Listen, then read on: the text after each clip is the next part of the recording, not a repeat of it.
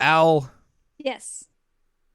the NBA season just finally wrapped up a few weeks ago. The longest NBA season in history, obviously, because of the whole pandemic and everything. The Yeah. Lakers won their 17th championship. And Congrats. yeah, congrats to LeBron and his friends. And we were like, we can't really talk about basketball anymore, so what are we going to do? And, there was this whole big documentary series that came out earlier this year when the pandemic was real hot and fresh. Mm-hmm. And, we haven't gotten to talk about that yet. So, like, why not talk about some Michael Jordan?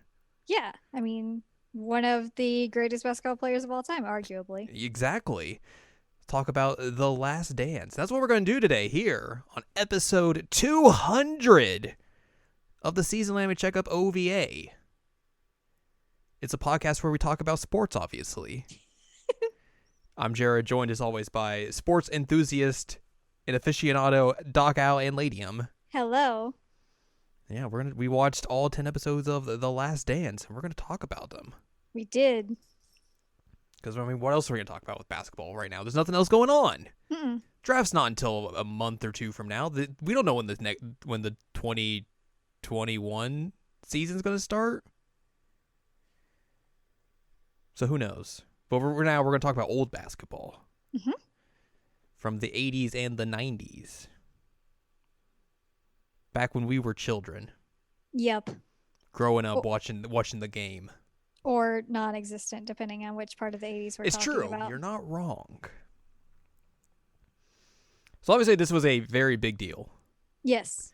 Um, this documentary includes a bunch of footage from the 97-98 season that had never been seen before this documentary came out. They got a film crew during that time to like basically film behind the scenes stuff, like B-roll, like off the cuff interviews, all that sort of stuff. And then basically in 2016, Jordan was like, "Hey, let's do this documentary thing. Put this stuff out." ESPN put out the first trailer on Christmas Day in 2018.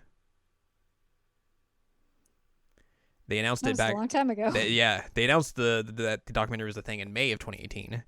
Originally, it was going to be airing, I believe, in June. Like the original air date was June Mm-hmm. of 2020 this year. But then once the pandemic hit and everything, they pushed the date up to April 19th. And that's when the documentary started airing for 5 weeks, where they aired 2 episodes a week and all that sort of stuff. Mostly because ESPN was starving for content because no live sports meant who's going to be watching ESPN. Right. And then they also did the weird thing of like they aired the uncensored versions on ESPN, and then you could also at the same time you could watch the censored version on ESPN2 if for some reason you didn't want to hear cursing. I mean, delicate sensibilities and stuff, Yeah. Little children ears. Little children can hear Michael Jordan say Let Michael Jordan say I mean, he does a lot. he does a lot. So let's talk about these episodes. There's 10 of them. Mm-hmm. And they are very in-depth because I think going in, a lot of people just thought it was going to be just solely focused on the 97-98 season. And there is a lot of that in this documentary, but it also flirts back and forth with time. Specifically, kind of like it gives you a lot of like discussions about like Jordan coming up through his career and everything, some of his teammates coming up through their careers and all that sort of stuff. And then eventually it kind of, once you get to the final episode, like it all culminates into like, here's the the end bits of the 97-98 season. Mm-hmm. Which is an interesting way to do this, obviously. But also it gives you like a good kind of like through line of like, here's the drama that's happening in 97-98, but then also you're going to see how that drama kind of came to be, why everything's happening the way it is. And then, you have to go back to the beginning to understand all that. Mm-hmm. And then also just see a bunch of people that you may not think are going to show up in a basketball documentary show up. Yeah. I mean, Justin Timberlake shows up at one point. Yep. Noted Chicago resident Barack Obama shows up. Carmen Electra shows up, which that one makes more sense. Mm-hmm. I remember there was like a trailer of like, here's a bunch of people who are going to be in this documentary, and Justin Timberlake showed up, and everyone was like, why is Justin Timberlake in this documentary? He's in there for like 20 seconds at most. It's just talking about shoes. Just That's shoes. it. Yep. I don't remember if there was anyone else that was like, oh, hey, I know you. You're famous. Bill Clinton. Bill Clinton was in there? He talked about Scottie Pippen. Oh, yes, he did. Because that's what you're going to get Bill Clinton to talk about. I mean, you get Barack Obama to talk about other stuff, so. It's true. But yeah, there's a bunch of people in this documentary. Mm-hmm. A whole bunch. Like the Wikipedia page of this documentary listed there were 90 people interviewed for the documentary. Wow, that's a lot of people. And they're ordered by airtime, which is funny. So how many seconds was They don't give seconds, but it's like would you be surprised that Michael Jordan has the most airtime? I am not surprised by that. Second is Steve Kerr, which is real surprising. Okay, wow. And Would then not expect that. And then Phil Jackson, Scottie Pippen, and then Jerry Reinsdorf, the owner. Yeah, that makes sense. Those are your top 5. Who's the lowest? Jeffrey Jordan. Oh, his son? Yeah, because like they only showed up in like the last episode. The last episode, yeah. And just for like a brief moment, they're like, man, we couldn't go to Utah. Yeah. They said it was too dangerous. Too dangerous. Which made me realize that like those two played basketball at UCF when I was at UCF. And so I was like, huh, interesting. Mm-hmm. Did not know that. Yep. I'll be real with you. I didn't even know that UCF had a basketball team. Well, now you do. I knew they had a football team. Did not know they had a basketball team. Current Boston Celtics fan favorite Taco Fall went to UCF. He's very tall. That's what he's known for. Taco Fall? Yes, that's his name. He sounds like a superhero. He's very tall. How tall is he? Well, I can give you an exact estimate. But he went to UCF? Estimate. He went to UCF, yeah. Interesting. He was not there when you were there. Ah. He played from 2015 to 2019, so maybe he was there. He's 7'5". That's so tall. He's very tall. That's so tall. It's very tall. You said he played in UCF when? From 2015 to 2019. Nope, I was not there. Yeah, okay. 2013 is when I left. Good Lord, he's tall. Yep. How do you even live like that? How do you live up that high? You kind of suffer because things are not made for people that tall. They're not made for people this short either. It's true. Well, let's get into this documentary. Yes. Let's talk about that first episode. The first episode kind of sets up the whole drama going into the 97-98 season where Bulls GM Jerry Krause is basically kind of like, yeah, we're going to blow this team up after next year, pretty much. Yep. Phil Jackson's not coming back. We're not going to renew his contract, whatever. And then Jordan and the rest of the team are kind of like, yo, this guy sucks.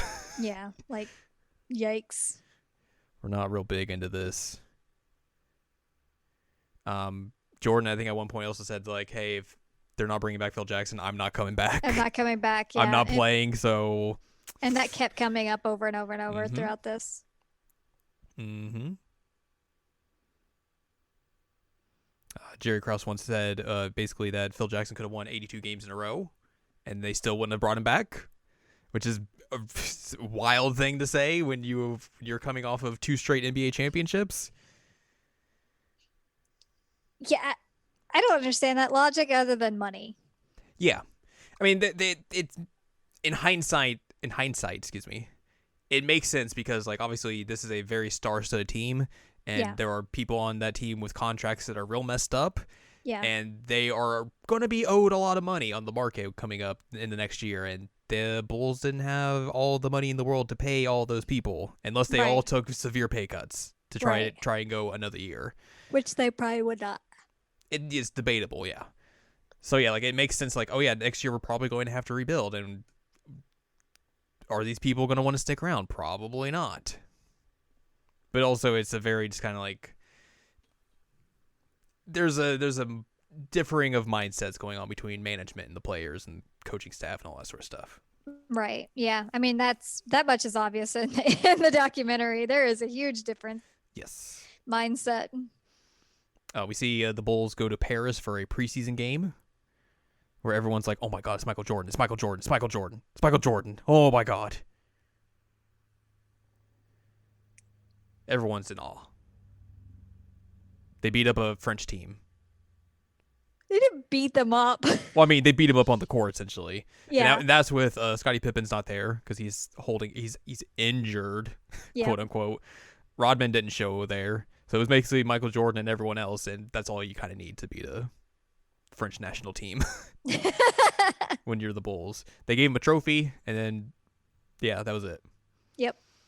After that, we kind of go back in time. We learn about Michael's rise to the league, his journey through college and everything, where he basically got better and better over the course of 3 years at the University of North Carolina.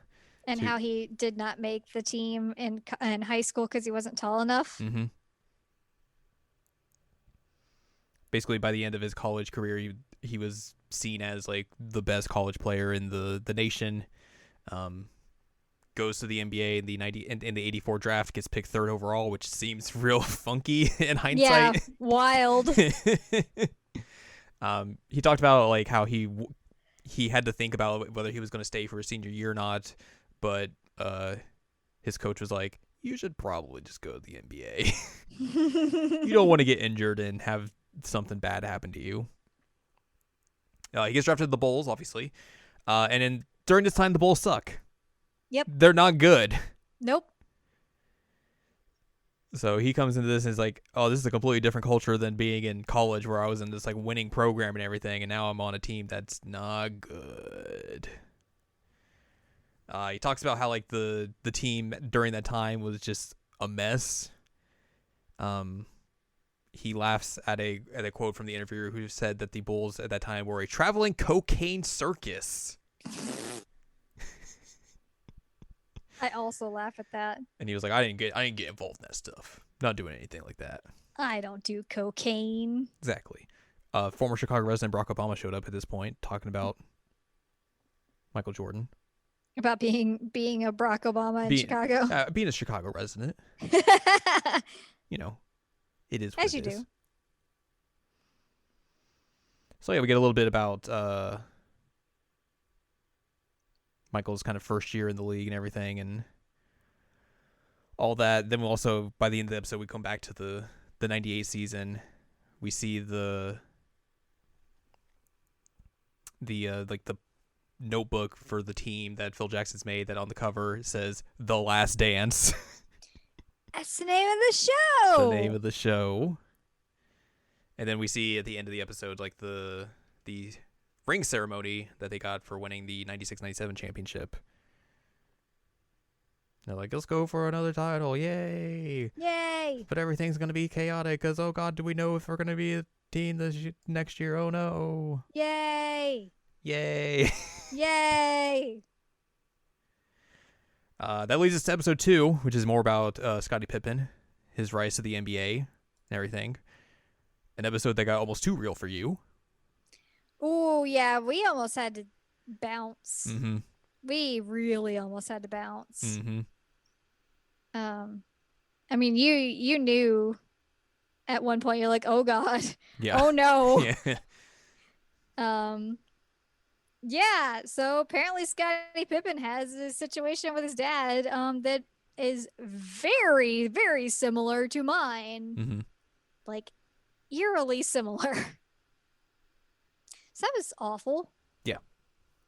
I mean, in general for him, but also to watch. Mm-hmm. This almost killed it. This almost killed the documentary for us. It almost did.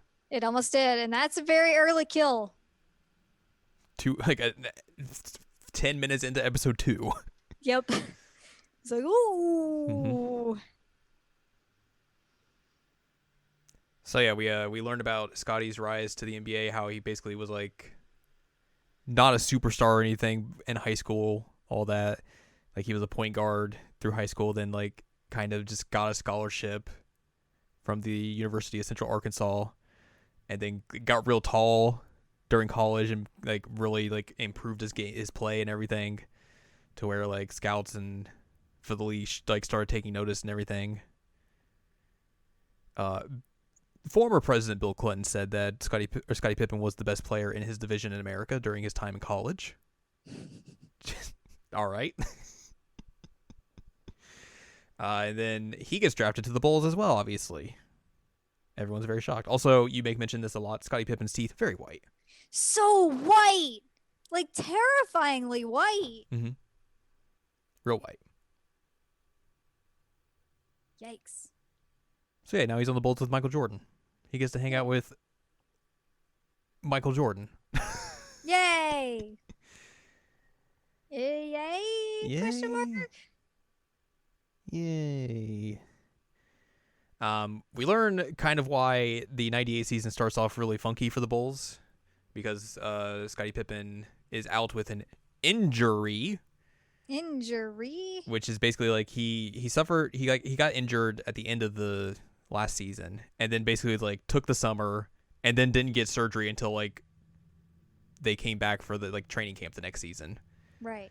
So he basically is like, hey, I took my summer to hang out and chill, and then also like I kind of wanted to stick it to management and wait as long as I could to get this surgery done. The problem was that Scotty was basically up for a new contract. And in 91, he signed a 7-year, $18 million deal, which is a bad deal to say the least. Well, especially considering like how crazy good they got. Mm-hmm. And also just like he's just severely undervalued himself by this point, where like, you know, he's one of the best players in the league, but like he is paid like someone who's average in the league. I would take that much money. Well, yes, of course. But he's not compensated for his skills, essentially. Correct. Because he took this very long deal, essentially because he thought, like, I had to do this just in case, like, I ever get injured or anything. I need this money to take care of people. His family, yeah. But then, like, as the league grows and grows and grows, like, it becomes a worse and worse deal. And then by the time we get to the 97-98 season, he's fed up. Yeah, I mean, like, he starts resenting it, and they make it very clear resented it, which is understandable. I mean, like if you're getting severely underpaid, like you're gonna resent that. You're gonna be mad. One, Michael Jordan thought Scottie Pippen was wrong in this scenario, probably because he wasn't on the floor with him, and it made things hard at the very beginning of that season. Yeah. So like they started off real rough in that in the first few weeks of the season, where like they were not performing the way that people thought that they were, considering they were the back-to-back defending champs and everything. It's basically just the Michael Jordan show at this point. So he's just like trying to lead this team to victory and doing everything he can to win and make sure they're not laughed at, essentially. Yeah.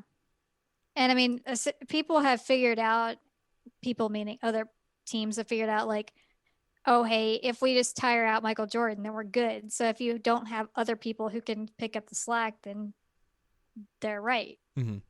Once he's tired out, you're solid. That's all you got to do. So he needs other people there to back him, essentially. We learned about back in the early days of Michael Jordan's career, when he got his first big injury in the NBA. He broke his foot in the 85 season, missed a lot of games and everything, but also was just like, I'm just going to go do scrimmages and train while no one knows about it. Because if they don't know, they won't stop me.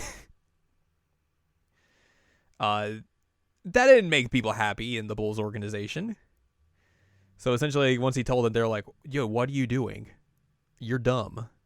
You re-injure this injury, you could never play. There's a possibility you may never play basketball again.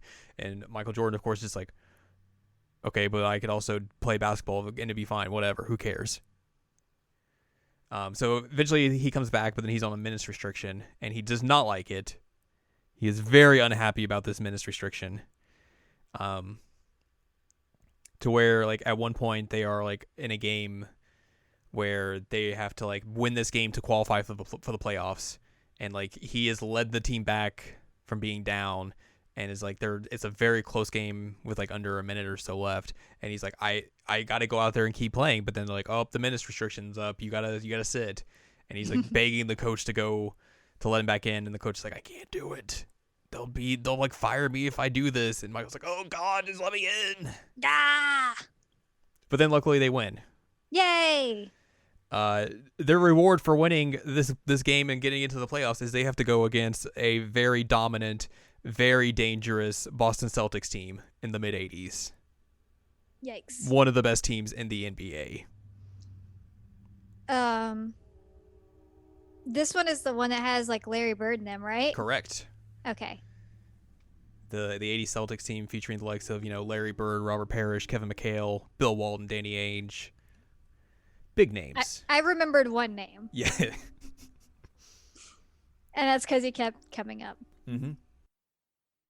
Also, it looks like he might not have teeth. No, he has teeth. Are you sure he has teeth? Just because he's from Indiana doesn't mean he doesn't have teeth. Is he from Indiana? Yes. The way he holds his mouth looks like he doesn't have teeth. Despite the Bulls going against a very dangerous Celtics team, Michael Jordan decided to become Michael Jordan. And was like, let me go put up 49 points in the first game, put up 63 in game 2, but even then they still lose those games. He did his Rubesti. He did. They lost that series and everything, but like everyone kind of like realized, oh, this Michael Jordan kid's for real. Larry Bird infamously says in this episode, that wasn't Michael Jordan out there. That was God disguised as Michael Jordan.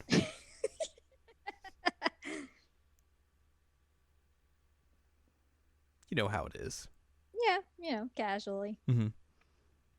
Casual God playing games. Exactly.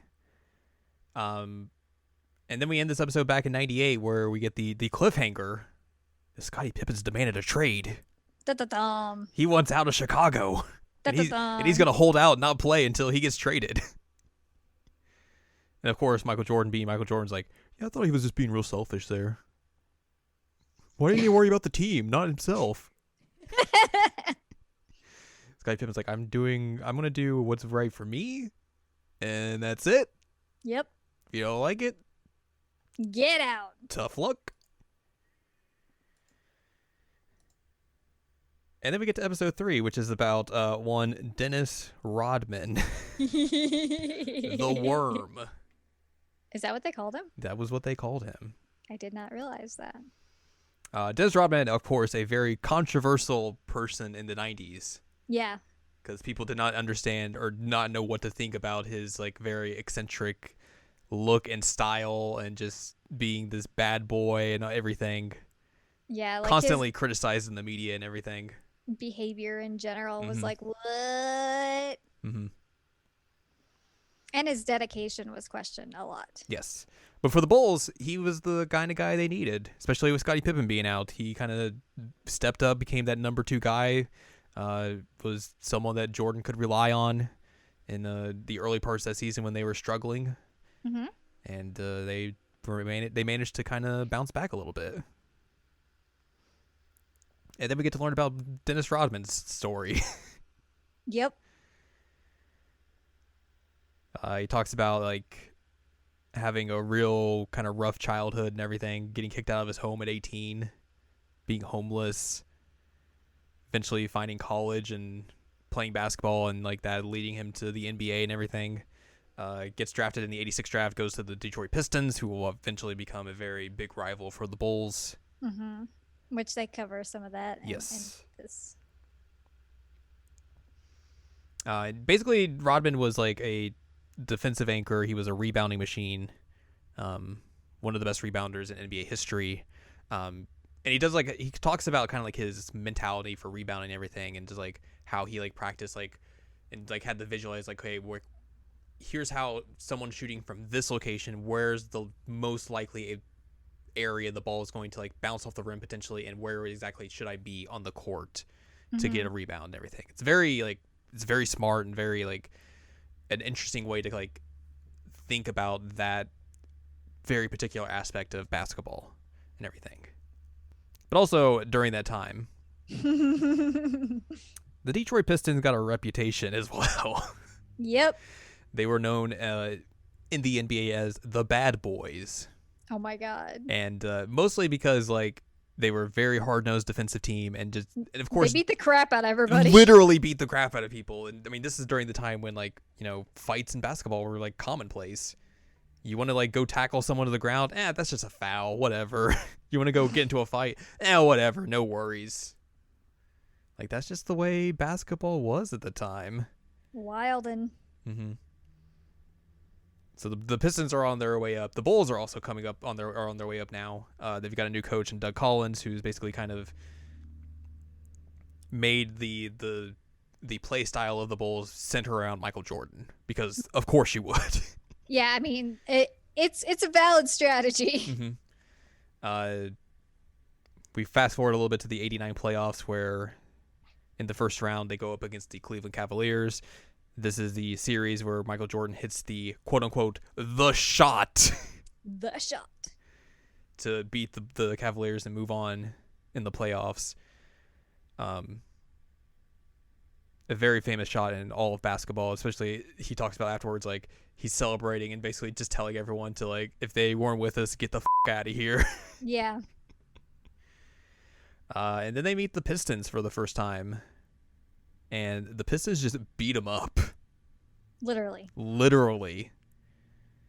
And they were all over the Bulls and everything. They just did not let them get out of the starting gate and just beat them. And obviously that they would go on to win back-to-back championships in '89 and '90.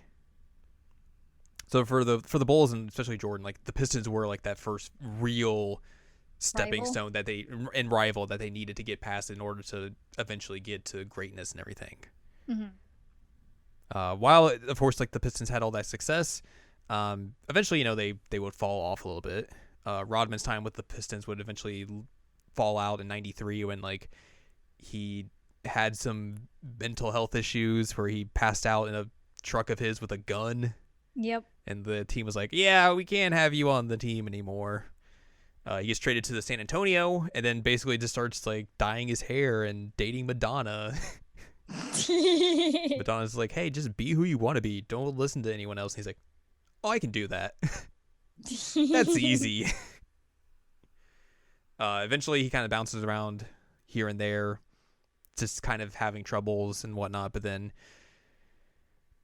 around, I believe, the 95-96 season, Bulls management is like, hey, we should bring in Dennis Rodman, and we can have just Michael and Scotty just kind of make sure he just stays on the right track, and that'll lead us to probably something good. And lo and behold, it led us to something pretty good. Yep. Eventually, we go back to the 97-98 season. Scottie Pippen, like, eventually comes back. He ends his holdout mostly just because, like, he's like, they're probably not going to do anything, so might as well just play. Might as well not get fined for this. So he comes back in January, and then the team's kind of back and everything. But then obviously with Pippen coming back, Rodman kind of gets pushed to this, like, third role again where he had been, and that kind of just, like, takes the fun out of basketball for him. So we end this episode where he's just like, he goes into Phil Jackson's office and is like, I need to go on vacation. And they're like, well, how long are you going to be? He's like, how long am I going to have? Like, okay, you can get 48 hours. And he's like, cool, I'm going to Vegas. See you in 48 hours. Bye. And then 48 hours later, he still hasn't been heard from. Yep. And this is where we meet Carmen Electra. Mm-hmm. At least in the documentary. That's true. We get that in the next episode. Ah. Because that next episode picks up where they're like, okay, we got to go find Dennis Rodman. Who is just partying throughout all of Las Vegas with Carmen Electra and everyone else that he knows. And then Michael Jordan has to go get him from a hotel room and bring him back to practice. You know, as you do. Where Carmen Electra also is like, I had to hide in that room because I did not want Michael Jordan to see me like this. Yep.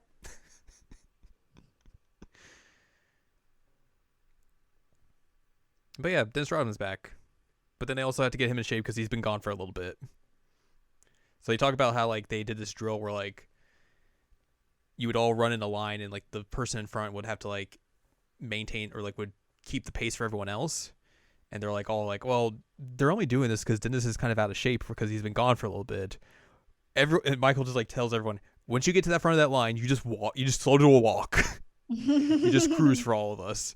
And then, like, obviously Rodman would get to the front. He would just he just sprints away. Yep.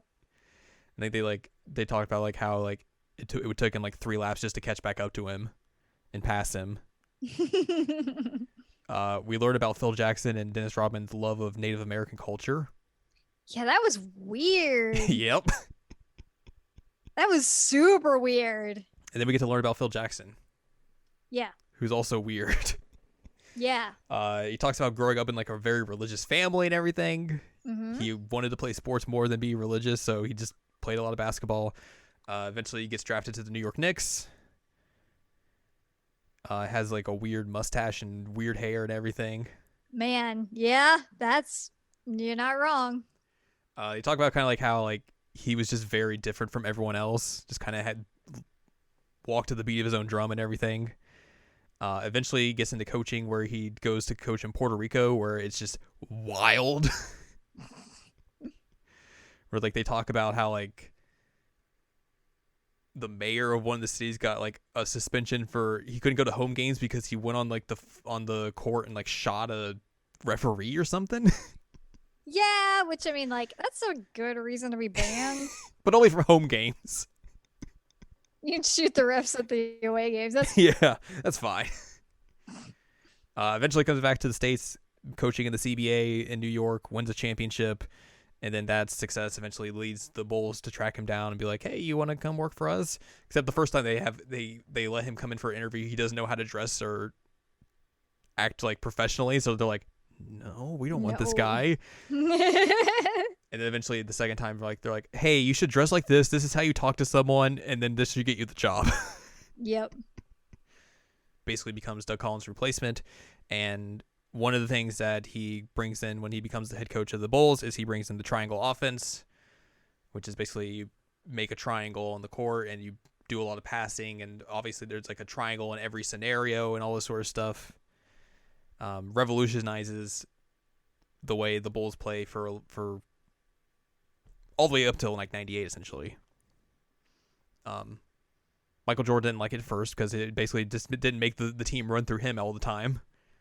So everyone else got touches. Right. But then essentially he kind of figured out like, oh, well, if we are able to do this, we can get better as a team overall. And then that should help us propel us to, bigger and better things. Which is probably what you want. We go to the 1990 season.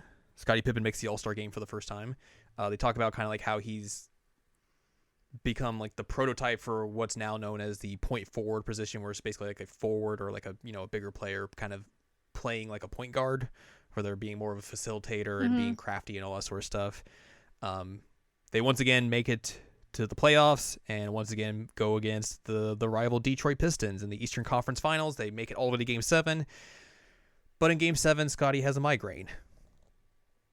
Yeah. And it's not good. They do suck. A lot of what ifs about like, oh, if he would have played, what would have happened and everything. But he's like, he was basically like, yeah, I couldn't. I woke up, I had a horrible headache. I was seeing double out there. I could not play. And like, that was it. So that's their second year in a row. They were like, man, we got to do something to beat this Pistons team. So essentially in the offseason, the Bulls take up like a more heavy training regimen. Jordan puts on a few more pounds of muscle and everything, and they're like, we have to bulk up, we have to get stronger mentally and physically in order to beat this Pistons team, or else they're just going to keep bullying us and bodying us every time we go to the playoffs. Yep.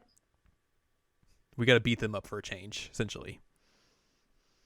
And in the 91 season, they do that by sweeping them in the Eastern Conference Finals. Easy peasy. But then controversy arises. At the end of the 90 Eastern Conference Finals, the Bulls shook the Pistons' hands, wished them good game and all that sort of stuff. They were respectful after they lost a crushing Game 7. Yep. Game 4 of the 91 Eastern Conference Finals, Pistons are losing badly, and before the game is over, they walk off the court. Michael Jordan, not happy about that. Nope. Still despises Isaiah Thomas to this day, which, rightfully so.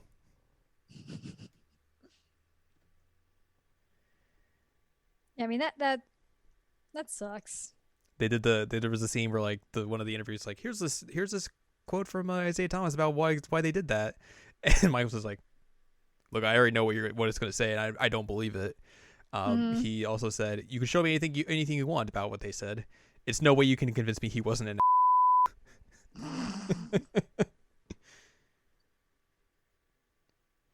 Good. uh, so yeah, but also this leads them to their first NBA Finals appearance, where the Bulls go up against the Los Angeles Lakers, and they have to go up against Magic Johnson, who was obviously one of the best players of the '80s and everything. Lakers were another dynasty in the '80s as well. And here they are against this upshot young Chicago Bulls team who is destined for greatness. And lo and behold, the Bulls win their first championship. Ba-ba-bum. Ba-ba-bum. Ba-ba-bum. We get to see Michael like in tears as he holds like the trophy and everything. Like this big, long journey has finally culminated in success for him. Mm-hmm. And then we go back to '98 where Jordan's very happy that he won $100 on a bet in the Super Bowl. We see a game between them and the Jazz where the Bulls are up early and then the Jazz crawl back and win the game. Not a great game for the defending champs and everything. And this is a game that I think leads into the All-Star break where people are like, man, are the Bulls going to actually come back and win another championship, or are they done? Who knows?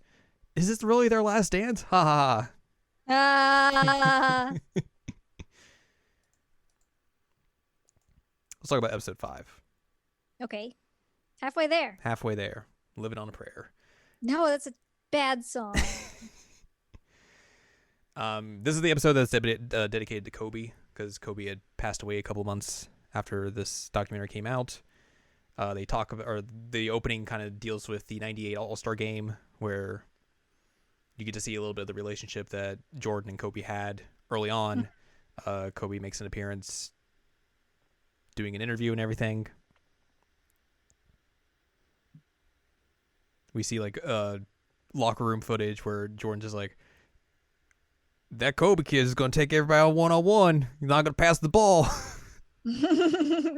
Go do all that.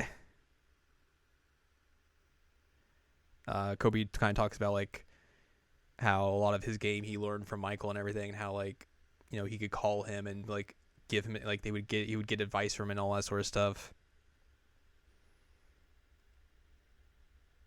Interesting things. Then we talk about shoes. Shoes. Yeah, we get to talk about Nike. Yes. Going back to his days in college, Michael talks about like, the shoe deal he originally wanted was Adidas. Mm-hmm. Because that was his favorite shoe. It was his favorite shoe. Nike really wasn't a thing outside of like track and field at this point. And like the big shoe company in basketball around this time was Converse. Eventually his agent's like, hey, you should take this meeting with Nike, and he's like, nah, no, I don't really wanna. Not really feeling it. I think his mom is the person who like convinces him like, hey, you should go take this deal. Just go listen to them, see what they gotta say. And then he does that, and then lo and behold, it becomes a very lucrative deal. Who could have ever seen that? Who one could have coming? seen it coming? Essentially, the Nike strategy was like they wanted to take a person from a team game like Michael Jordan and promote them in a way that like they had promoted people in like, non-team sports like tennis, like golf, boxing, stuff like that. So that's kind of like the methodology they used. And then eventually, Nike is able to make Jordan's first like signature shoe, which becomes the Air Jordan, which obviously blossoms into this huge thing. Jordan's becoming like a symbol in fashion and culture and everything, rather than just a basketball shoe. Mm-hmm. So this is where you see like Justin Timberlake, you see Nas, stuff like, or people like that who are like talking about like, shoes. I wanted to get these shoes because they were the coolest thing. We see how Nike eventually would bring in Spike Lee to create the Jordan commercials for the Air Jordans and everything, and then also like commercials he did for Gatorade, the like Mike commercial ads and all that sort of stuff. Mm-hmm. We also flash forward to 98 where he plays against the Knicks in Madison Square Garden, puts on the original Air Jordan 1s, and it's just like, oh god, these shoes suck. They're too small for me now. My feet are bleeding. Bleeding Oh excessively. god. Basically how he felt. We flash back to the 91-92 season, the Bulls coming off of their first championship. A lot of people think that the team in 91-92 was better than the original team, so that helps. They eventually come back and reach the NBA Finals, this time going against the Portland Trailblazers, and again they go against another superstar from Portland, Clyde Drexler. Of course, Michael, not impressed. He's like, man, people compared me to that. I took offense to that. I took it personally. I took that personally.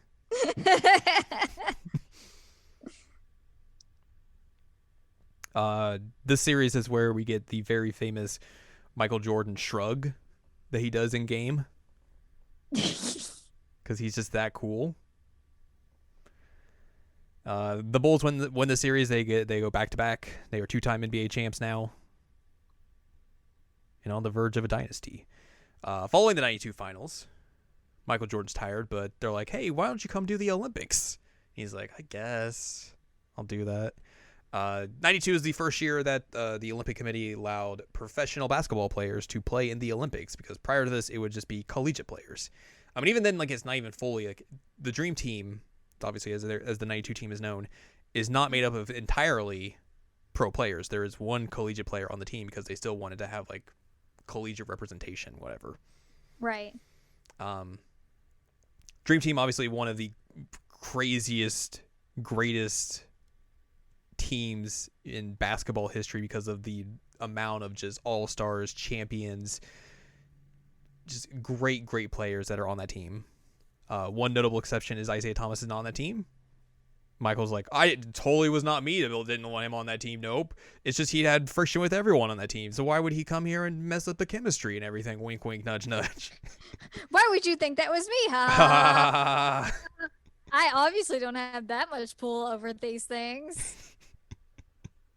Definitely don't. What do you mean? But yeah, the Dream Team is just ridiculous.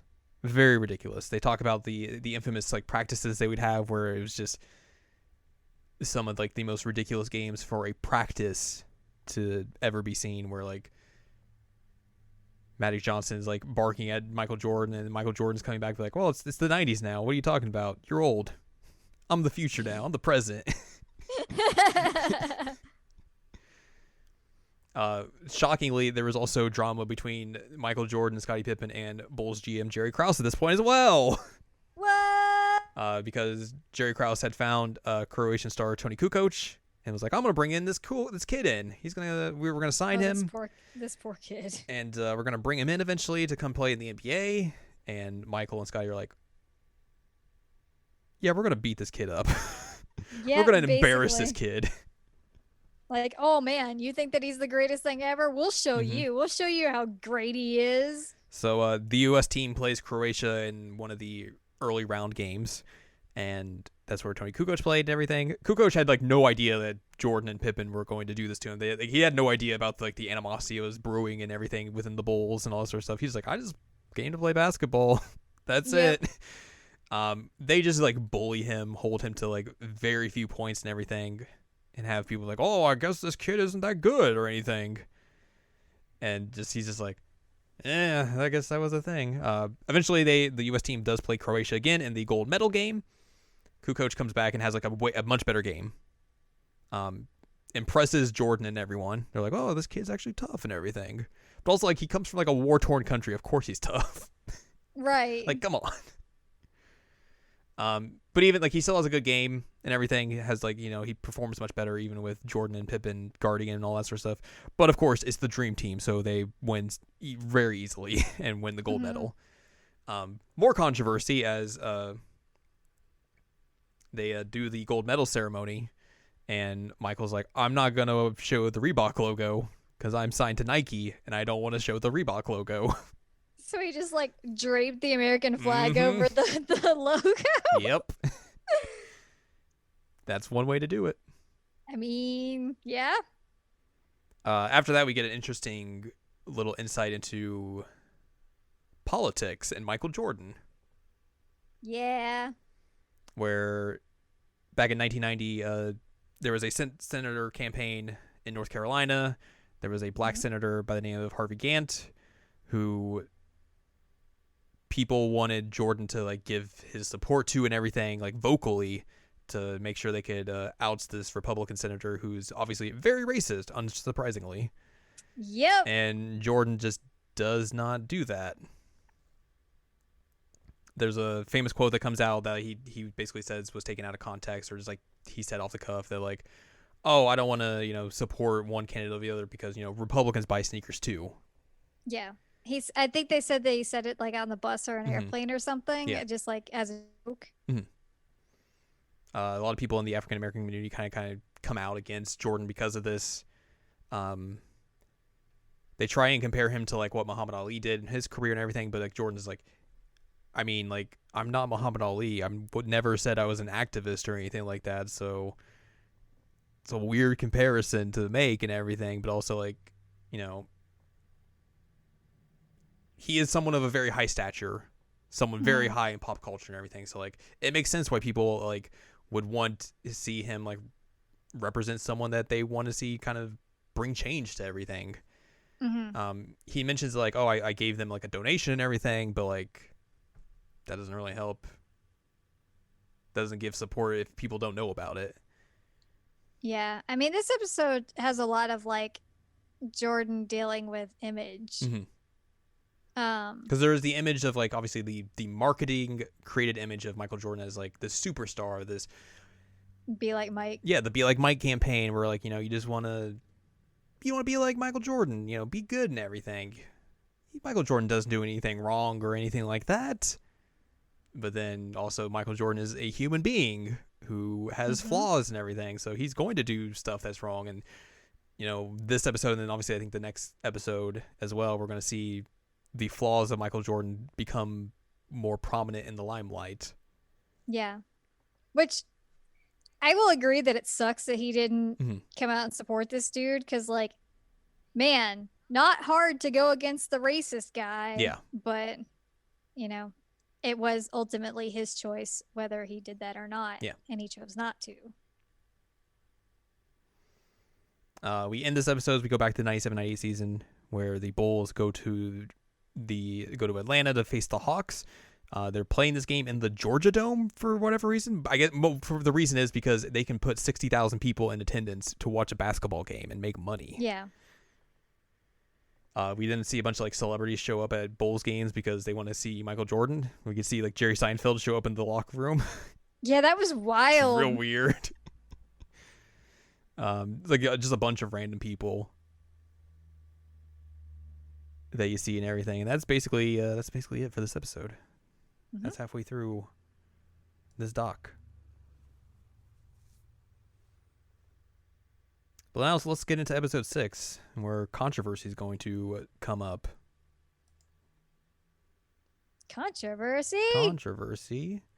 We begin this episode kind of talking about in 98 Michael's like day-to-day schedule and how much he had to go through and everything. This is like I think we begin like they show like him in like a hotel room just like lounging, just being like, man, I'm tired. I'm kind of just like, you do not want to be like me. You don't want to have my lifestyle. It sucks. Which is very counterintuitive to like, everything we saw last episode as well.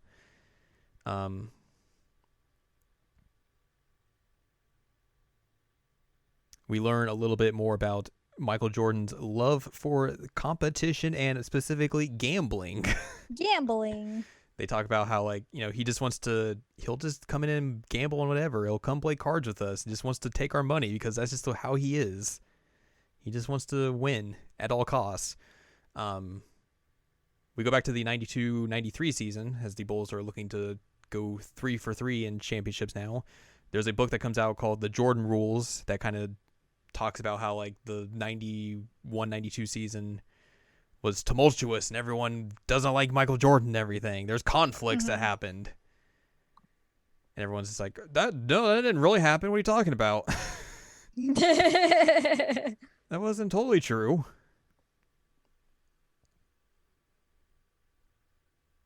Just partially true. Yeah, partially true.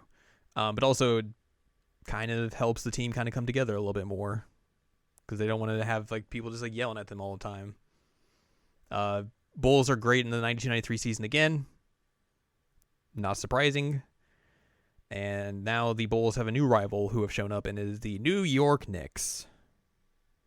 They want to basically take down the Bulls and everything, and the Knicks and Bulls are going to also have these knockdown, drag-out fights as well. Very tough physical matchups and everything. In the Eastern Conference Finals, the Knicks go up 2-0 very quickly. And then there's a story that comes out during these Eastern Conference Finals about Michael Jordan during the series going to Atlantic City, gambling until the middle of the night and coming back, and people thinking that's going to affect his game and all this sort of stuff. Jordan kind of describes it as like, yeah, I went with my dad to Atlantic City because we just needed to blow off some steam and just get my head out of being around basketball and just relax for a little bit. That was it. Whatever. Yep. Who cares? They said that I came back at like 2 or 3 in the morning. I was actually back before like 11 o'clock or something like that, which, you know, I don't know what's the truth, but he's like, yeah, it wasn't as big of a deal as they made it out to be, but they made it seem like I like kicked a puppy. All along that as well, like there's this book that comes out about like, oh, this me and Michael Jordan have these huge gambling debts and all this sort of stuff. Also, he becomes tied to like this money launderer kind of guy who he wrote a check to because of gambling and had to go be an eyewitness at his trial and all this sort of stuff, and like this all and the really terrible art of him at the trial. This kind of like becomes like just a big swirling storm of just like people like, well, if he's doing all this gambling that presumably we're saying he is he betting on games now? Is he betting on the league? Is he doing all this sort of stuff? And Michael's like, no, that's not how this worked. I just like to gamble a little bit here and there. Wink, wink. So all this is happening. He kind of just goes just like, he's like, I'm not talking to anyone. He's going to focus on these Eastern Conference Finals. He has it like his dad comes out and has a statement. It's like, stop yelling at him. Whatever. Who cares? Yeah, like he's super done. Does not want to talk to any of the press. Very quiet. Obviously, you know, this is going to lead to what happens in the 93 offseason.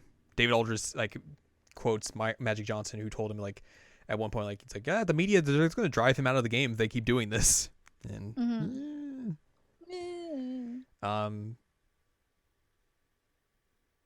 the Bulls come back in the Eastern Conference Finals and defeat the Knicks and everything. So they make it to the 93 finals again. This time they go up against the Phoenix Suns, who are a very up-and-coming team and everything, led by Charles Barkley and all this sort of stuff. We go back to the 98 season for a little bit here, where we see the team go out and play some golf. Yep. Michael's like dragging Scottie Pippen to the bus so he can go play golf, and then just starts honking the bus horn, wanting to run people over. You know, as you do.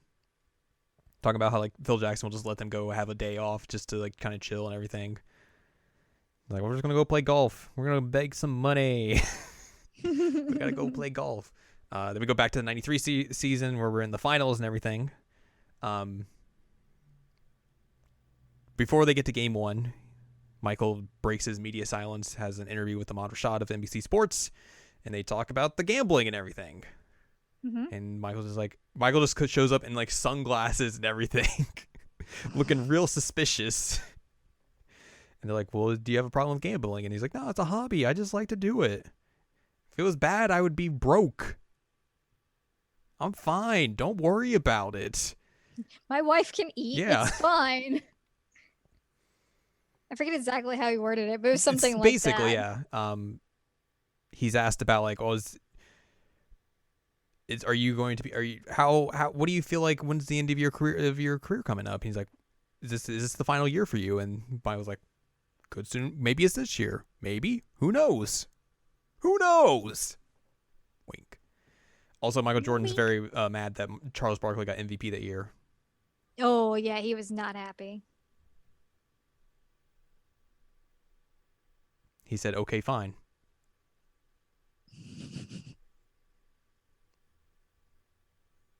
You can have that MVP. I'll take this championship. More petty Michael Jordan motivation came when Jerry Krause was like, man, the Suns guard Dan Marjorie is real cool. I would like to get him on the team. And Michael Jordan's like, okay, well, we'll show you that this guy sucks. Yep. God, he's so Mm-hmm. petty. Yep. The Bulls won game 1. A lot of people think that like the nerves and like the big spotlight of the finals got to the Suns and everything, but the Suns are able to bounce back in game 2. Eventually, the series goes to a game 6 and everything. Bulls go up, and like by game 5, everyone's like thinking, oh, but they're gonna clinch in Chicago and everything. And then the Suns come out like, nah, you're not clinching here. They go to game 6 in Phoenix. Michael Jordan infamously saying that he only packed one suit for this trip out west. Yep. Because that's all they're gonna need. They win game 6 mostly because it's a very tight game. Throughout under a minute left, they run a play where everyone's like, oh, Michael Jordan's going to take the shot with less than 5 to go. And then here's John Paxson, noted sharpshooter, just wide open. And he takes the shot and puts them up and gives them the go-ahead to win their 3rd straight championship. Which was a big deal. Very big deal. But now things are going to take a change in the next episode when,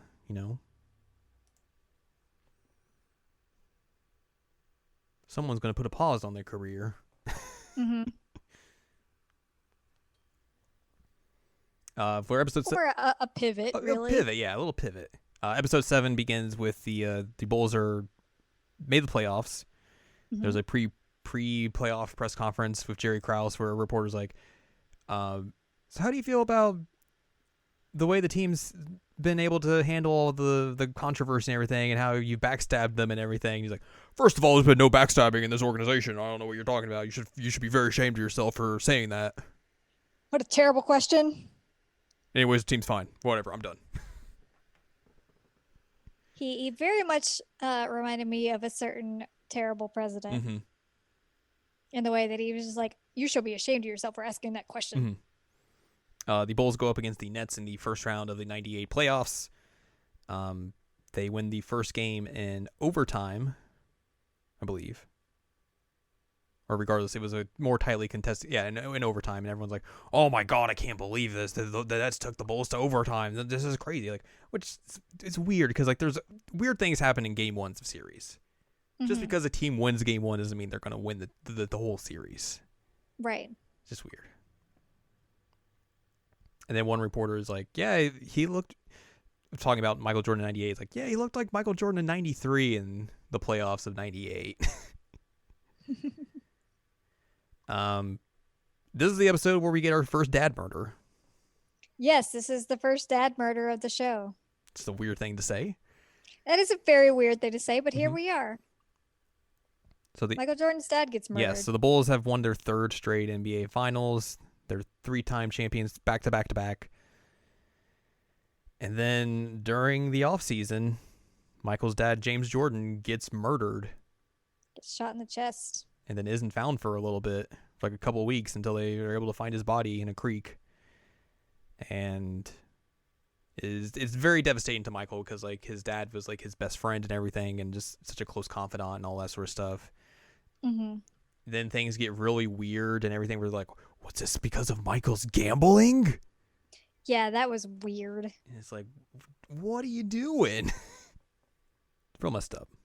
Yeah, I mean, it very much felt like they were trying to drum up controversy, but it also felt like that's very hurtful of them Mhm. to do to somebody whose dad literally just like was found in a creek, and like they had to identify him by dental records. Mhm. Like, come on, guys. Come on.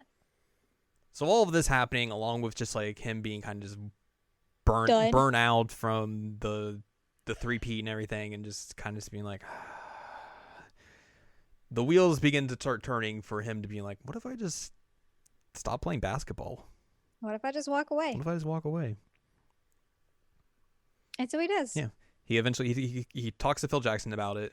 Phil's just like, you're not letting people watch you play is gonna suck, but hey, I get it. You gotta do what You you gotta gotta do what do, you man. gotta do. Jordan goes to throw out the first pitch at the American League Championship Series where the White Sox are hosting the Toronto Blue Jays. And then while all this is happening, like while he's at the game and everything, news leaks out. They're like, oh, hey, the Bulls are going to do a press conference tomorrow where Michael Jordan's going to announce his retirement. And everyone's like, and then like pandemonium just starts happening at this baseball game. Yeah, they were like hounding the private suite where he was, and he had to leave early. And then the following day, the Bulls hold a press conference where it's just like a sea of reporters, like from just local to state to just national, global news are all at this press conference, which just shows like the magnitude of this decision that he made, where he announces that he is retiring from basketball, and that's it. He's done.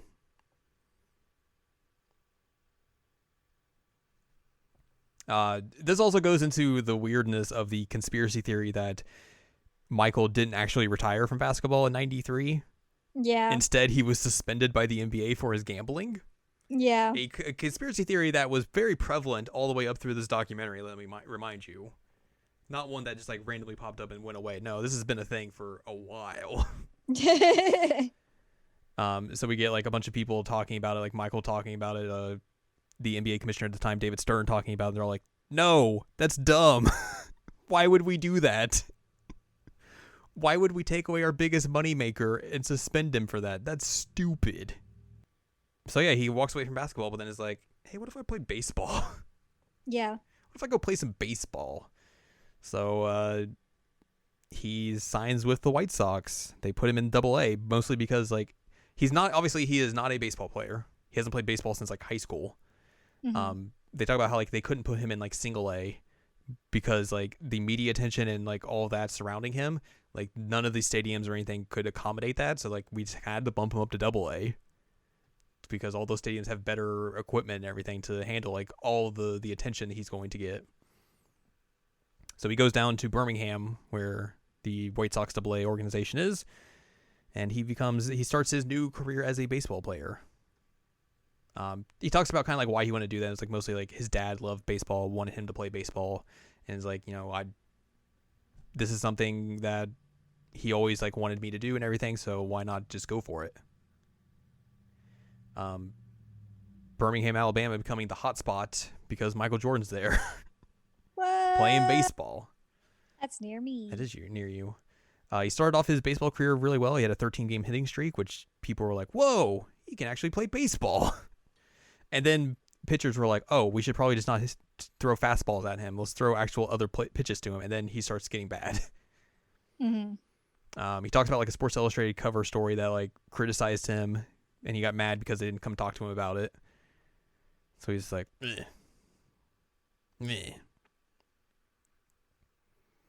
But he also kind of just talks about like, having to get better at a game that he just was not as familiar with or anything, like having to become more humble and all this sort of stuff, and like talking about like how like his teammates didn't treat him as like Michael Jordan, this superstar. There's like, hey, this is Michael Jordan, our teammate. He's another one of the guys. Yeah. And all that sort of stuff. Eventually, like obviously he starts off like good, starts dipping down a little bit because obviously he's got to learn how to hit other pitches that aren't a fastball and everything. But like they talk about like, oh, he was like, he would come in and do batting practice like before games, after games, like anytime he could come in and do it, he would be in the cages and trying to work on hitting other pitches and all that sort of stuff, just continuously trying to get better and better and better. Which this documentary doesn't really go for like real deep into his baseball tenure and everything. There's another documentary that goes into all of that, but like by the time like the end of the '94 minor league season kind of comes to an end, like he's doing really well. Like he's a competent baseball player at this point. Like it's probable that like in '95 he could have got called up to AAA or even to the majors or whatnot if his play continued up to that certain degree and everything. Mm-hmm. So it's very interesting because like we talked about this when we were watching the doc, but like it is very hard for athletes to do the two sport thing. Mm-hmm. Especially when like you're coming off of like you're in your 30s and you haven't played baseball since high school. Mm-hmm. Like that's just like not something that's heard of. Like, Well, and they specifically say like the training's very mm-hmm, different. Like how you work your muscles is very different. Like he had to basically rebuild his body to play this. mm-hmm, It's crazy. mm-hmm. Like the only like real like prominent and notable like athletes who have done the two sport thing like usually come out of college. Like Bo Jackson did it after he came out of college. Like he played football and baseball at the same time. Deion Sanders did the same thing. Um, but even then, it was very like a limited time frame because obviously you get in more into the economics of things where like teams are like, well, we don't want to have this person doing both sports because we don't want to get them injured or anything like that. But yeah, it's a very wild thing to see. We go forward to '98 a little bit, where we see some practices with Michael Jordan, where everyone's like, "Yeah, that guy's a jerk. Yeah. He's mean." I mean, seems kind of right. It's not wrong. We hop back to '93 for the '93-'94 season, where we see how the Bulls are without Michael Jordan, and where Scottie Pippen kind of becomes the star of the team and everything. They're able to get back to the playoffs and everything. They go up against the Knicks, but the Knicks are able to take them down, specifically because like there's some drama that happens in that series where Phil Jackson, like it's a very tight game, only a few seconds left. Phil comes up with a play designed for Tony Kukoc because he's like, I know I've seen him do this play before. I know he can hit this shot. It's going to be great. Scotty sees this as the play, and he's like, well, I'm not going to play. I'm sitting out this play. Everyone's like, what are you doing? What are you doing? The play works, obviously. They win the game, but like everyone's like, yo, why did you quit on us like that? That's real messed up. Yeah. The series goes to a game 7 where the Knicks are able to pull it out and everything. They don't really talk about it in this documentary, but like also I believe this is the Bulls Knicks series where like there was just a knockdown drag out fight that spilled over into the fans in this series. Yeah, you told me about that. That they fought literally on top of the commissioner of the NBA as well. That's wild. Just real bad. So like there's a lot of stuff that happened in that series that just like, whoa boy. Bad things happening. We go back to '98 where we see more where people are like, oh my god, the Bulls are going to be bad because they didn't play good. Even though the Bulls win. They eventually sweep the Nets.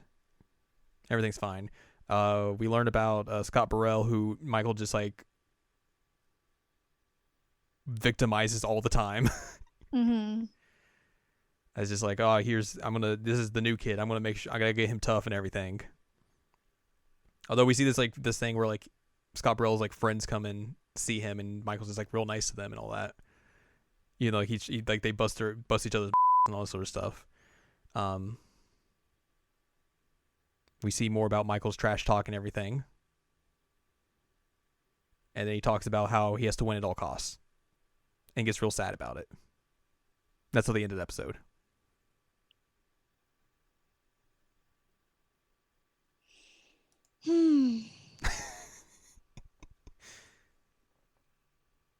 Big size. Yep. Let's talk about episode 8. Okay.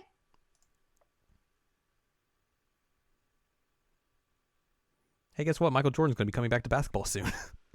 What? Who would have expected that ever? Who would have expected it ever? I mean, us, but probably not people back then. It's true. They're like, oh man, we ran him off. That sucks. Welp. Welp, indeed. We see I think at the beginning of this episode where like the Bulls are going up against the Hornets in the second round of the '98 playoffs. This is the team that B.J. Armstrong is on now, former Bull who was with them for some of their championships previously in the '90s. Mm-hmm. And the Hornets are able to take game 2 where BJ Armstrong just goes off and then starts like taunting in front of Michael Jordan, and oh boy, Michael Jordan took it personally.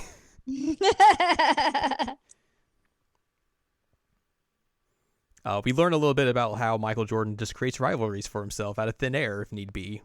Yep, he does. Like he if he needs a rivalry for motivation, he's just like, well, I hate that guy. Mm-hmm. He did something stupid, and like now I hate him. They talk about a game, I think in the late 80s, early 90s, where they were going against the Washington Bullets against a player named LeBradford Smith, who is just not really a well-known NBA basketball player. LeBradford Smith drops 37 points on Jordan. Michael couldn't really get anything going. Apparently, after the game, he goes up to Michael Jordan and says, "Nice game, Mike." And then Michael's like, "Okay, I'm going to take this personally." Michael scores 36 points in the first half, ends with 47. The Bulls win by 25 points. And then basically decades later, years after the fact, a reporter's like, "Did that quote actually happen?" And he's like, "No, I made it up." I just had to, get myself some motivation. And then we go back to the 98 season where the Bulls beat the Hornets in 5 games. Because, of course, he took it personally. Then we go back to 95. Let's talk about Major League Baseball and the strike. The 94 strike. Baseball's coming back, but they're going to use replacement players because the actual players are still on strike. And they're like, "Hey, Michael Jordan, you want to come play Major League Baseball?" And he's like, "No, I don't want to be a scab. Get out of here." So he walks out of camp, and he's like, "Well, what else have I got to do now?" So he calls BJ Armstrong up, and he's like, "Hey, you want to go eat breakfast? I got all the time in the world now. Got nothing else to do." BJ Armstrong's like, "Hey, why don't you come over to practice? Come say hi to the guys and all that sort of stuff. They'd like to see you." Yep. And then like everyone like at practice that day is like, "Something's happening here. Something's happening here."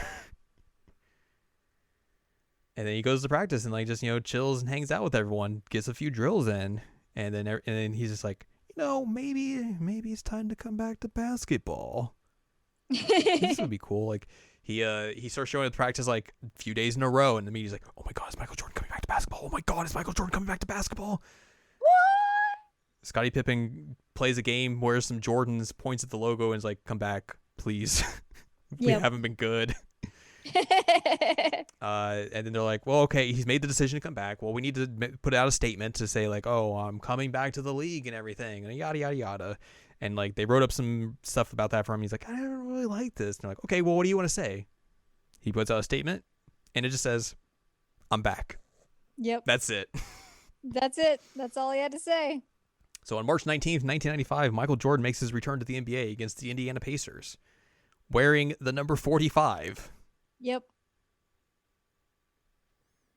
Which is not something people were accustomed to seeing. Jordan talks about how he was like nervous because he hadn't played competitively in a while. He didn't feel right because his dad wasn't there. So it was this very weird feeling for him and everything. He finishes the game with 19 points, starting the game 0 for 6. So obviously he's a little rusty. But also like he's basically he's doing this is a very quick transition and everything. And like he's been, training for baseball for the last year. And training for baseball is much different from training for basketball. So he's got to like rebuild his body back up and everything. So like it's just a mess. It's a mess. Bulls in the 94-95 season also weren't great. So like they kind of just have to sneak into the playoffs when Jordan comes back. Like Jordan coming back still doesn't like make them super great or anything. Like it makes them better, but like they're not the Bulls of old. But also Jordan still has like, hints of greatness where like he goes to the Madison Square Garden, faces the Knicks, drops 55 on them and everything. But then they get to the playoffs and they have to face the Orlando Magic, which has Jordan's former teammate Horace Grant, his cool goggles.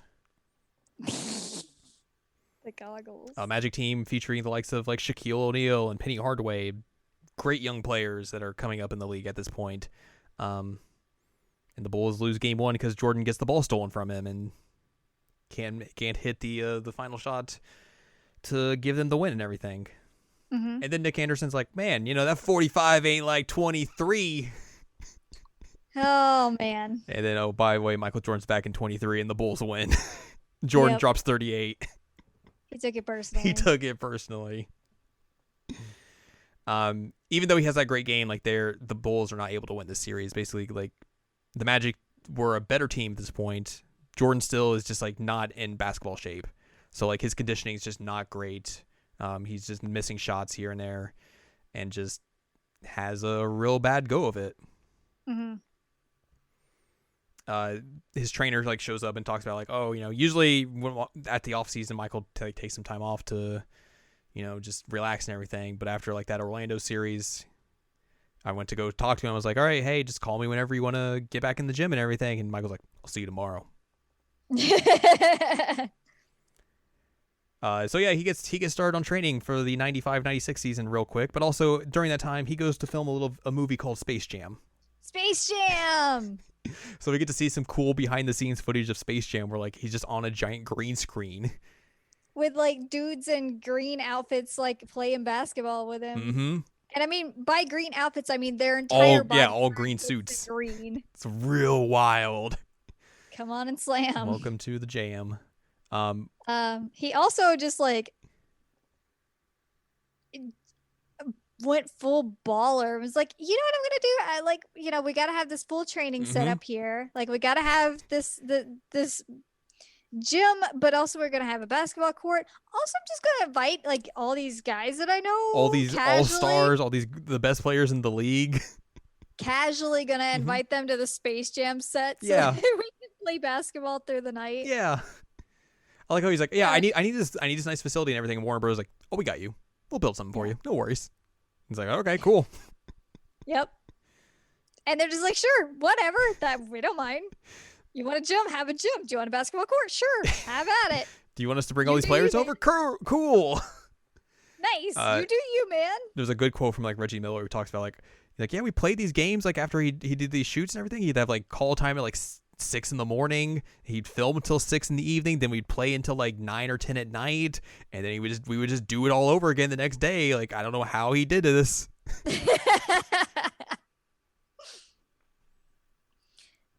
I wish they had talked about Space Jam a little bit more, but like I understand that is not the important part of this documentary. It is unfortunate. I will give you that. But it was super funny that this is just how he did it. Mm-hmm. He's like, what if I just bring everybody in? Yeah. Also, like, he uses that as, like, I'm going to use this as my scouting report to see how these guys are playing right now. Like, what's their skill set right now? Yeah, which is smart. Yeah. Yeah. So we get to the 95-96 season, and then the Bulls are just, like, they're back. Jordan's back. He is just, like, as hungry as he has been since 91, essentially. We learned a little bit about Steve Kerr and Michael getting into a fight. Yeah. So, like, Steve Kerr is new to the team, but, like, he was not a part of the team when they won championships. So, like, Michael sees all these guys, like, trying to, like, ride the momentum of the Bulls and everything. And, like, you guys didn't win anything with us. Like, what are you doing? You don't know how hard it is to win a championship. I got to instill the hardness of winning a championship into you. So, they get into, like, a scuffle. And then, like, Jordan just, like, smacks him. Steve Kerr pushes him, and then Jordan just punches him in the eye. Punches him in the eye. And gets thrown out of practice. I was like, Jesus, dude. And then Steve Kerr's like, yeah, it was in a weird way. That was probably the best thing I ever did in my career. Yeah, because I was telling you the comparison of Loki and Max, but he was saying that by standing up to Jordan at that point, like he made Jordan respect him. And I was like, that's what happened with Loki and Max when Max first joined the household, is that Loki was bullying him pretty hard, and Max finally was just like, you know what, I'm done, and like beat the crap out of Loki back. And Loki's like, oh, okay, we're good now. We're good. Yeah. And that's essentially what Michael Jordan did. Like, he punched him in the eye, and then we're good. We there's respect here. All right, sure. Yep. And then that 95-96 Bulls team becomes, at the time, the most winning team in NBA history, winning 72 games in the regular season. They've got this new young core. They've added Dennis Rodman to the mix. Mm-hmm. It is a just dominant team. They sweep the Heat. Sorry, go ahead. I was gonna say, is this the episode where we see that, like, because Jordan trusted him, he threw Kerr a ball, and it was like a winning No, that's game? next That later? season. Next, okay. Or maybe it's this season. I don't remember. I don't remember. It's one of these. It's one of these two. It was cool though. Yeah. So the Bulls beat the Heat. They sweep them in the first round. They win 4-1 against the Knicks in the semis, and then they go against the Magic, the team that beat them last time, and then they sweep them. No worries. Then they go against the team coming out of the West, the Seattle Supersonics, led by Gary Payton and Sean Kemp. Gary Payton, noted trash talker who will just trash talk anyone, does not care. This is also a very infamous scene of where Michael Jordan talks about how Sonics coach George Karl was at dinner. They were at dinner. George Karl was in the same room as him, does not come over to speak to him, and Jordan's like, "That's all I needed. It became personal for me. That's all I needed." Yep. The petty switch was flipped. Yep. So the Bulls are able to win game 1. They're able to win game 2. And able to win game 3. They're up 3-0. Everyone's like, "Oh, this is going to be a sweep. Easy peasy." And then Gary Payton's like, whatever. I could take Michael Jordan. It's whatever. I'm the defensive player of the year. Whatever. Ain't nothing. So they're able to win game 4 and game 5 and make it a series 3-2 now. And then we see the scene where like Gary Payton's talking about how good he was defensively and made Michael Jordan tired and everything. And this is the famous iPad scene where they show Michael Jordan this clip and he's just like eyes all shocked and just laughing at what Gary Payton's saying. Yep. It's a good gif. And he's just like, "Yeah, I had no problem with Gary Payton, none whatsoever." Yeah. So we get game 6, which is a very emotional game for Michael Jordan because it's on Father's Day. It is only, just a few years after his dad's murder and everything. And the Bulls are able to win, clinching the series and winning the championship on Father's Day. And Michael talks how emotional it is for him and everything. He talks about how he knew his dad was watching everything. There's this real just raw scene that they show where he's in the trainer's room and just collapses and just crying into a basketball after winning he's the title. sobbing on the floor. Which is it's not a scene of Michael or a shot of Michael Jordan you would never ever associate with. Mm. Him just having that raw emotion and everything. We flash forward here at the end of this episode to the back to 98. The Bulls are now getting ready for the 98 Eastern Conference Finals against the Indiana Pacers. A team that very much felt like they were able they could beat this Bulls team and send them packing. And a team that Michael eventually would say outside of Detroit and everything, the toughest team that we had to go against was the Indiana Pacers. And rightfully so. Rightfully so. But then we'll get into how the Eastern Conference Finals go in episode 9. And I was going to ask you something. We'll talk about how my heart got ripped out of my chest back in 1998. It did. Poor kid, Jared. Poor me. There was one episode, I don't remember which one it was, but Jordan just went on this small rant of it. It was old film footage, but it was him just on a small rant about how much he hated Shaq. Yeah, I think that's the last episode. Okay, it was wild that he was just on this rant. I'm like, dude, he hadn't even come up. I think there was talking about, oh, what happens if you go against someone like Shaq? He's like, I ain't Shaq. I ain't Shaq. I ain't Shaq. Whatever. So we begin episode 9. We get a look at the Pacers-Bulls rivalry, most notably the rivalry against Reggie Miller and Michael Jordan, where they get into a scuffle in February of 93 and everything. Michael's watching the clip and just hey, don't hold him back. Let him go. Let him fight.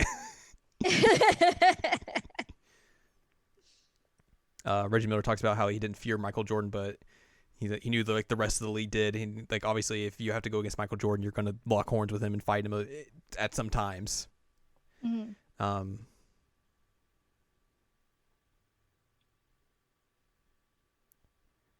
Reggie Miller talks about like how he was having a game where like he felt like he was doing real well in the first half, and then Michael Jordan comes out and just like dominates him in the second half, and he walks off the court and tells Reggie Miller, "Don't ever talk trash to Black Jesus." And Reggie Miller talks about how like, he never called him Michael Jordan again. He just calls him Black Jesus or Black Cat. That Black Cat or Jordan. Is this the guy who like never aged? Yes. He looks the exact same. Mm-hmm. It's wild. Then we dive into some highlights of the Eastern Conference Finals. We hear from the then head coach of the Pacers in '98, Larry Bird. He makes his comeback, and he talks about how he thought that this was their best opportunity to win a championship, and yeah.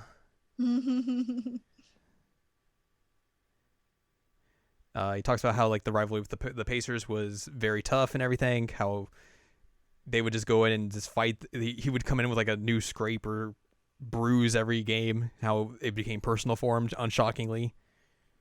What? It became personal. I know, for very him? very surprising. Bulls win game 1 into game 2 of the series. Michael receives his 5th MVP trophy during the series as well for the regular season, which you were like, man, I can't believe you only won 5 MVP trophies. And it's like, yeah, it's real wild. The series comes back to Indiana, where the Pacers are able to pull off a very close 107-105 win. Yay. Yay. We get to see very crazy Indiana fans who are all white, obviously, and just yelling. They're so yelly. Giving a great image of Indiana, unsurprisingly. And they refuse to curse. Mm-hmm. Like, they're all just screaming, but they all refuse to say any kind of bad word. And then there's that one lady who is like, they focus on her and she just like screaming on the sidelines. I'm like, who are you? Mm-hmm. Calm down, lady. It's not that serious. We go to game 4, where it's a very pivotal game 4, where if Indiana loses, they go down 3-1, have to go to Chicago, and that's not going to end well. But if they even the series up, it becomes a whole new ball game. Very tightly contested game. The Bulls are able to go up 1 with 6.4 seconds left. Scottie Pippen comes up with a steal. Pacers have to foul. Pippen misses both free throws. They're able to call a timeout, advance the ball to half court, and then we see a play where Reggie Miller just lightly shoves Michael Jordan out of the way, gets the ball, shoots a 3, and the Pacers are able to win game 4. Mm-hmm. Lightly shoved him. It's a small touch. We shift back to '97, where we get to see how the Bulls have advanced to the finals again, and they're going against the Utah Jazz. The Bulls coming off of a 69 nice win season. And Michael Jordan's like, man, they're like, what was the motivation going into the '97 finals? And Michael Jordan's like, Karl Malone won MVP. I didn't think he deserved to win MVP. I should have won MVP. I took it personally. Okay, you think he's the MVP? Good for him. Also, again, we do not with Karl Malone. No, not whatsoever. No, absolutely not. I didn't know anything about him, and then you told me about this. I was like, oh, he's terrible. So he became the villain. Yes, for me at this point. Again, most notably, they do not interview him for this documentary. It's because he's. Yes. Game 1 of the '97 finals is close, tied 82 with 7.5 seconds left. Fairly tightly contested game and everything. We learned about Jordan learning about Brian Russell of the Jazz, where the Jazz came to the Chicago while Michael was off playing baseball. Jordan came to the training facility to come say hi to some of the Jazz players, and Brian Russell comes up to him like, man, why'd you quit? You knew I could guard you. Why'd you quit? And then Michael's like, who is this kid? Now you're on my list. Jordan hits a game winner in game 1 over Brian Russell, obviously. Bulls take game 2 in a blowout, winning by 12. Jazz come back, able to make a series. They win game 3 and 4, tie the series, and all that. And then we have game 5, the infamous flu game. Except it is not a flu game. It's not flu. It's the Michael Jordan ate a pizza game. A whole pizza by himself. Yes. So this is a story that had not come out before the documentary, I believe, where everyone just assumed he just had the flu-like symptoms. And by the flu, they meant he had a stomach ache. He had stomach issues. So Michael's like, all right, we're in game 5. It's late. We're at the hotel, and I'm hungry. And I got my guys with me, and we're all like trying to find a place that's open to come give us food. There's one pizza place that's open. And they're like, oh, I don't know about this. But we go ahead and order the pizza anyways. They got 5 delivery guys. They're like, that's real weird. They're like, well, we know, everyone kind of knows probably this is Jordan and everything. So they're like, this is not going to be well. And then Mike was like, I ate the pizza. I ate all of it by myself. I ate the whole pizza. And then I woke up at 2:30 in the morning and I was just barfing right and left. He's like, he called his like trainer and his like mom, and like they're like, oh God, I feel like death. And they're like, okay, so yeah, this wasn't the flu game, it was food poisoning game. It was food poisoning. I ate all the pizza game. I ate a whole pizza. Which I was telling you, it was like he had food poisoning. There's no way it was just barfing. Yeah. But like that dude probably had a miserable game. Mm-hmm. Yeah, a miserable game where he plays 44 out of 48 minutes. Scores 38 points, 7 rebounds, 5 assists, and 3 steals. Still miserable. Playing with food poisoning and puts up those numbers. He basically had to shit himself the whole time, and he's just like, He's prairie dogging for like 48 minutes. He's like, oh God, oh God, oh God. He took it personally with his belly and was like, you know what, I'm going to be petty and I'm going to win this game. Yeah, so they go down real early because George's not playing well because he's not feeling well, and then basically he like in the second half he's just like, all right, I gotta pick it up. I'm gonna do this. I'm gonna do the thing. And then like there's the famous scene of Scottie Pippen just like carrying him off the court at the end of the game. Yeah. But yeah, he took it personally. It's wild. He ate that whole pizza by himself. Whole pizza. And then now, as we get to Game 6 of the finals, Game 6, I think. Yeah, Game 6. Let's talk about Steve Kerr. Talk about some more dad murder. Yeah, and even more intense dad murder. So obviously, we're going to talk about the Steve Kerr shot and everything, but before that, we get into the backstory of Steve Kerr and everything. How he loved basketball and everything. Came from this family of academics and everything. His dad was like a Middle Eastern scholar at the University of Central Los Angeles. Wasn't recruited out of college or out of high school or anything. He talks about like how no recruiters came to talk to him, the same amount like of girls that talked to him in high school. Which was funny. Yeah. That was a good joke. Mm-hmm. But he found one school that would take him. Yep. Talked about how eventually when he got to the league and everything, he patterned his play after John Paxson of the Bulls and everything, who was just like the sharpshooter and everything, the guy who had the clutch shot to win the 93 championship and everything, and was like, that's who I need to go play with, that's who I need to like learn from and everything. The interviewer basically asked, like, with what happened to your father, did you and Michael ever talk about your dads and everything like that? And Steve Kerr's like, no, not really. Like that's probably too much for both of us. And then we go into talking about Steve Kerr's dad and everything, who, he was this Middle Eastern professor and everything. He eventually gets like a job as the president of the American University in Beirut.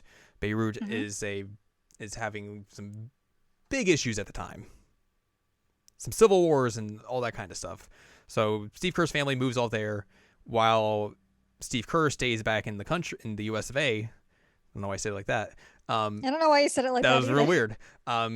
As he's going to the University of Arizona, playing basketball and everything. While all of this political tensions happening in Beirut and everything, where Steve Kerr's dad basically comes in and is like, I was going to be the vice president, but then they kidnapped the president and everything. Yep. Which is like, oi, boy.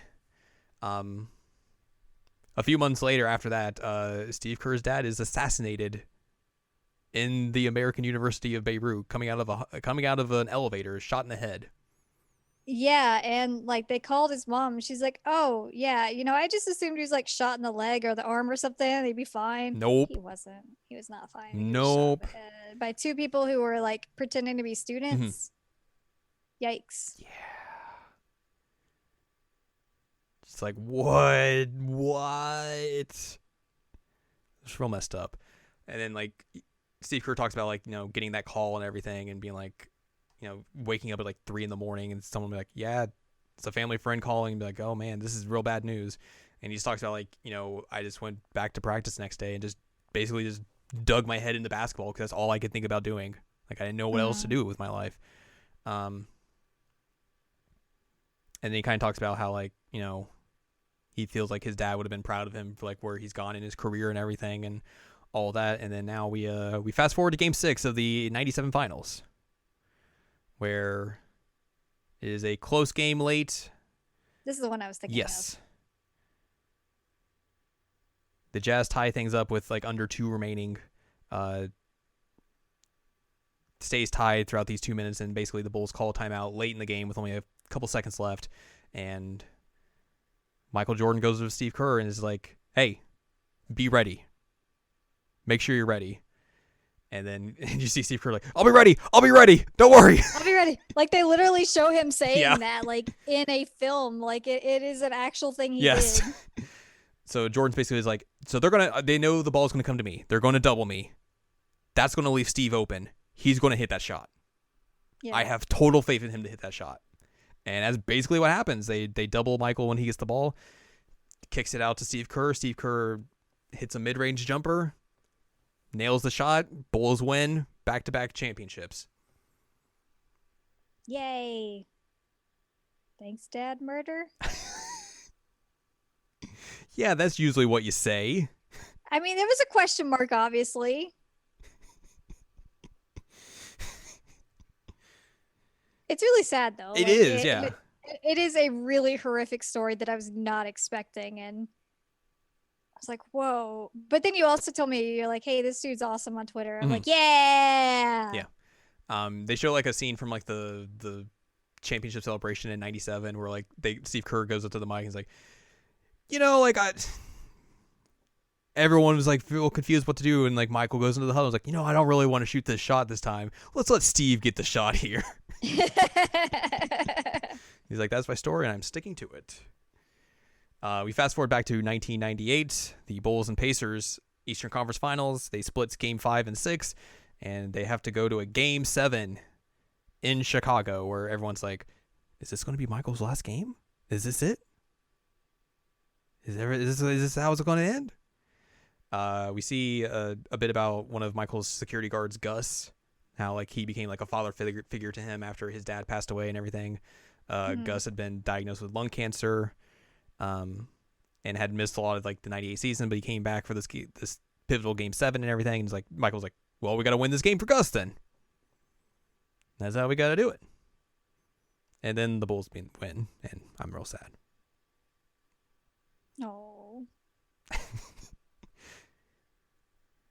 So the Bulls are going to another NBA championship. There's the scene at like they show like after the game where Michael Jordan finds Larry Bird, and they're like, and Michael's like, oh, enjoy yourself. And I forget which one says. I think it's Larry. He's like, you bitch, you. Yeah. Which fair. Yep. Yep. Basketball's petty. Oh yeah. You're not wrong, but it's now time for the final episode. Episode 10. We're going to talk about the 1998 NBA Finals. I also don't know how I have not mentioned the fact that Michael Jordan's eyes are extremely bloodshot this entire time. They are. Like I kept mentioning it to you while we were watching. I'm like, God, his eyes are red. Like, geez, dude, eye drops or something. Clear eyes. He's got his cigar next to him. He is ready. He's smoking like 90% of this documentary. Apparently, none of those houses he's in are his house. What? They're all different houses because like he didn't want people to see the inside of his house. Why? He's wanted privacy. So whose house is he in? They're like rented houses or family or like close friends' houses.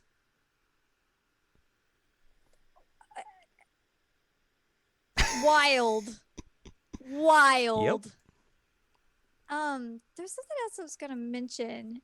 Oh, before we get to the last episode, we have not mentioned our gambling friend. We have not mentioned our gambling friend. So like one of the The shrug. the bodyguards of Michael Jordan is like this white dude with like the weird A hair. Jerry Yeah. curl.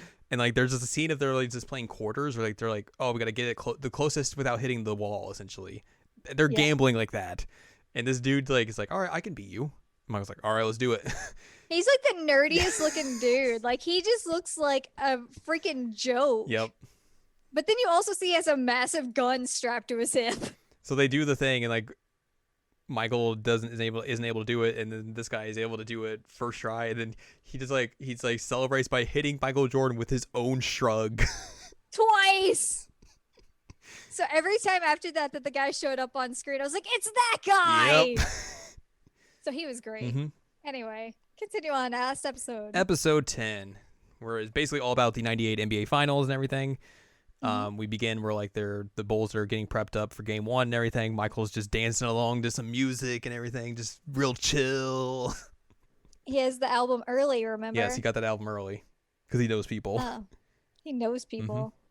So Jared's 1998 heart is broken now. And now it's going to get broken again because I was also a Jazz fan. Oh no! It was a rough 90s for young Jared when it came to basketball. Oh no! Yeah. But yeah, this is where we see Jordan's kids show up and they talk about the atmosphere in Utah, and they're like, yeah, we didn't make the trip because like, that Utah crowd was hostile. It's too hostile. They're too for loud. us. They just yelled all the time. Yeah. Jazz win game 1 in overtime, take a 1-0 series lead over the Bulls. But it's the Bulls. They're going to win game 2. It's fine. So it's a 1-1 series lead as they head back to Chicago. Except game 3 in Chicago is like a blowout where they hold the Jazz to just 54 points in the game, win by 42. Wild. And every Bulls player scored. That's insane. And then the next day, Dennis Rodman doesn't show up to practice. Yep. They're like, "Where's Dennis? What's going on?" Dennis decided to take a little detour to Michigan, and he went to go visit the television program WCW Monday Nitro. I did not expect this at all. Yep. I'm like, what is happening? So Dennis shows up in the middle of the finals run for the Bulls. They're up 2-1, and shows up and hangs out with Hulk Hogan and the New World Order. That's a mistake to hang out with. So like, this isn't just like a random one-off. Let's talk about pro wrestling for a second here. All right. Dennis Rodman has shown up on WCW programming all the way back in 1994. He showed up for the pay-per-view Bash at the Beach, where Hulk Hogan defended the WCW World Title against Vader, which was also footage of that was used in an episode of Baywatch later on. Fun fact. So yeah, what? Yes. So Dennis Rodman had this relationship with Hulk Hogan for a while, and then he showed up for that match and was just like in his corner to support him and everything. When in '96, when Hulk Hogan turns heel, turns bad guy for the first time ever prominently ever in his career, Dennis Rodman would just randomly show up at times and be like, "Hey," Hulk Hogan would be like, "Hey, this is my friend Dennis Rodman. He's in with the NWO." And Dennis Rodman would be like, "Yeah, too sweet, brother." So Dennis Rodman just being in pro wrestling canon and WCW canon was a very well established thing. Like, this was not just like him just being like, I guess I'm just gonna go make money doing wrestling for a tiny bit. Like he was a known member of the NWO at this point. He was a known character on TV. Not like he was showing up all the time, but like if you would watch, he'd show up enough times like it wasn't just like a random thing. They made it seem random in the documentary. It is not 100% not a random thing. Also, during this time period, this is the most professional wrestling has ever lucked out into a celebrity angle ever. Because later in the year, WCW is going to promote a match between Hulk Hogan and Dennis Rodman taking on Diamond Dallas Page and Karl Malone. Wow. They lucked out because both, obviously, Rodman and Malone played for the Bulls and the Jazz. They faced each other 2 times in the finals. The only ever time pro wrestling will ever be lucky was a celebrity angle and have it be that, like, good. because they're like able to like capitalize on this like rivalry and everything in a way that you can't just like manufacture. Right. So yeah, Dennis Rodman goes to Nitro and shows up and hangs out with Hogan in the midst of this finals run. And everyone's just like, oh my gosh. The media's like, I cannot believe he went to go do this wrestling stuff. What is he doing? Wrestling. And Dennis Rodman's like, I just want to go do some wrestling. Whatever. Who cares? Wrestling. So yeah, That's how my mom says the media it. just is like, oh, this is so stupid. I Losing can't believe their he would do mind. this and everything. And then he comes back to practice and everyone's just like, who gives a shit? Like, hey, did you go make some money, Dennis? And he's like, yeah. And they're like, cool. Go get that bag. Like they didn't care in the slightest. I mean, they knew him by this point. Exactly. They knew like, hey, he's gonna go just do this thing. He'll be back. He'll play exactly how we want him to play. Who cares? Whatever. They also showed like this funny thing where like when he comes back to practice, like the PR team for the Bulls is like, so there's a bunch of media over here wanting to speak to Dennis. We're going to try and sneak him out this other way and hope no one notices. Surprisingly, everyone notices. And then he just speeds off in a truck. Yep. It's hilarious. So yeah, we go to Game 4 of the NBA Finals. Rodman has a good game. Unsurprisingly, he hits clutch free throws late. Bulls win. They're up 3-1 in the finals. Everyone's like, "Oh yay! Now they can win in Chicago. They can win the championship." Yeah, but that doesn't happen. The Jazz are able to win Game 5, go up 3-2, sending the series back to Utah for a pivotal Game 6. But Michael's like, "Yeah, we're still gonna win. Whatever." This game was prominent because Scottie Pippen was having back issues during the whole game.